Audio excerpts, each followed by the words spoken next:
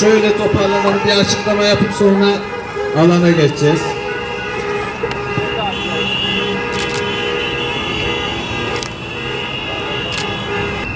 Esselamu Aleyküm değerli kardeşlerim. Biraz sonra çok şeref duyacağınız Sumut'tan selam videosu izleteceğim sizlere. Hakikaten çok değerli bir mesaj. Bu videoda kimler konuşuyor? Sanırım hepiniz şu an onu merak ediyorsunuz. Muhammed Emin Yıldırım hocamız. Birincisi bu. İkincisi Muhammed Emin Yıldırım hocamızın bindiği gemiyi kullanan Enver kardeşimiz. Bu da ayrıca Sumut'ta görevli bir kardeşimizdi. Üçüncüsü de Turgay. Aynı şekilde Sumut'un görevlilerinden birisi. Tunus'ta beraber görev yaptığımız arkadaşlardır bunlar. Ben binemedim. Onlar gitti. Allah yollarını açık etsin. İnşallah sağ salim Gazze'ye varırlar. Ablukayı kırıp dönerler. Ve videoyu izleyelim. Size zahmet bir açsanız. Bismillahirrahmanirrahim. Elhamdülillah ve salatu vesselam. Ankara'daki bütün güzel kardeşlerimize, dostlarımıza selamlarımızı, dualarımızı gönderiyoruz. Şu anda biz Gazze'ye doğru çok az bir zamanımız kaldı, az bir yolumuz kaldı. Gazze'ye doğru gidiyoruz. Teknemizde Türkiye'den 2 kardeşimiz, benimle 3 kişiyiz. İstedik ki Ankara'daki dostlarımıza bu güzel yolculuktan bir selam göndermiş olalım. Siz günlerdir Ankara'da Amerika konsolosluğunun önünde zaten nöbet tutuyormuşsunuz. Şimdi o nöbetiniz Subut filosu için değişecek. Sizler karada nöbet tutuyorsunuz. Bizler de inşallah denizde buluşmamız Gazze olacak. Gazze'den de inşallah sizlere selam vereceğiz. İnanıyoruz ve umuyoruz ki bu sefer ablukayı kıracağız.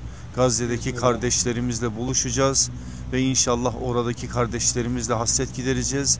Böylelikle de yepyeni bir sürecin başlangıcı olmuş olacak. Bunun için nöbetleriniz daim olsun, dualarınız daim olsun. Allah önümüzdeki engelleri kaldırsın, bizi Gazze'ye ve özgür Kudüs'ümüze ulaştırsın. Hepinizi Allah'a emanet ediyorum. Esselamu Aleyküm ve Rahmetullahi ve Berekatuhu. Şimdi de Evren kardeşimiz sizlere bir selam verecek inşallah. Selamun Aleyküm Allah dostları. Sizin desteğinize ihtiyacımız var. Sizin orada olmanız bize güç veriyor. Biz buradayız. Denizin ortasında yalnızız. Rabbim bizimle. Rabbimiz bizimle. Lakin zaman zaman problemler yaşıyoruz, saldırılar yaşıyoruz. Zor. Ama orada Gazze'de olmak kadar zor değil. Tek sıkıntımız beklenen olmak. Büyük bir yük. Her gün boşa geçirdiğimizi düşündüğümüz her gün bize zulüm. Ne olursa olsun sizin orada olmanız bize güç verecek. Allah sizden razı olsun. Allah hayırlarınızı kabul etsin inşallah. Şimdi Turgay kardeşimiz de sizlere bir selam versin. Esselamu Aleyküm ve Rahmetullahi ve Berekatuhu. Güzel gönüllü, mübarek ve mukaddes kardeşlerimiz, Rabbimiz Efendimiz Aleyhisselatü Vesselam'ın buyurduğu üzere hepimiz bedenin bir uzuvu gibi tek bir parça olarak bir araya geldiğimizde inşallah en güzel bir bütünü oluştururuz. Bu mücadelede vardıracak olan Rabbimizdir. Sefer bizden, zafer yüce Rabbimizden.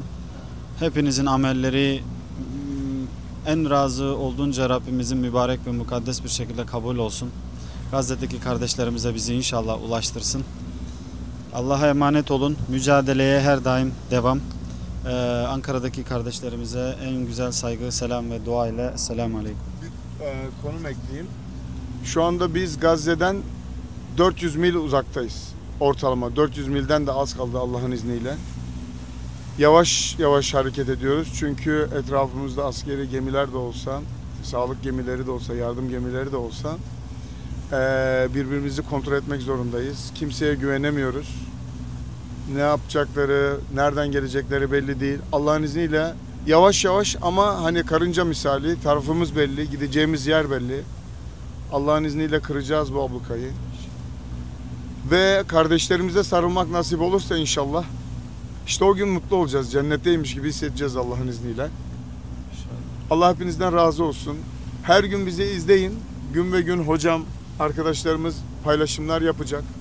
Size olabildiğince bilgi vermeye çalışacağız. Sizin dirayetiniz bizim dirayetimiz. Siz bize güç veriyorsunuz.